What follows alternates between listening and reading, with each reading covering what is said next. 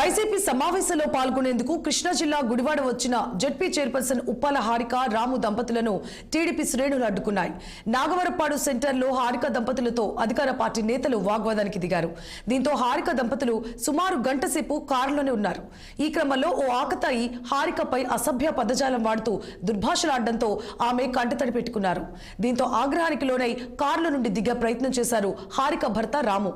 వెంటనే అలర్ట్ అయిన పోలీసులు ముందస్తు జాగ్రత్తగా హారికను భర్త రామును గుడిపాడ 1 టౌన్ కు తరలించారు. స్టేషన్ నుంచి బయటకు వచ్చిన జెడ్పీ చైర్పర్సన్ హారిక భావోద్వేగానికి గురయ్యారు. మహిళ అని చూడకుండా తనను దుర్భాషలాడారని ఆవేదన వ్యక్తం చేశారు. మరోవైపు సభ్య సమాజం తలదించుకునేలా గుడివాడలో టీడీపీ నేతలు వ్యవహరించారంటూ ఆగ్రహం వ్యక్తం చేశారు పట్టణ వైసీపీ ఇన్ఛార్జ్ ఉప్పాల రాము.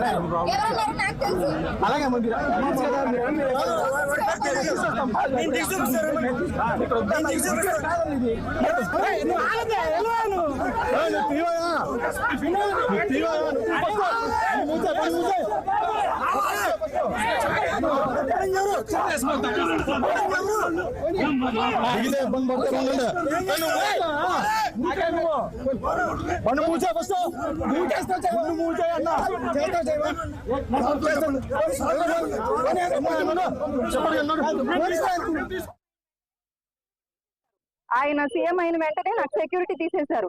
తీసేసినా నాకేం అభ్యంతరం లేదు. మేము ఎప్పుడు ఎవరితోనూ కక్షపూరిత రాజకీయాలు ఇంతవరకు చేయలేదు.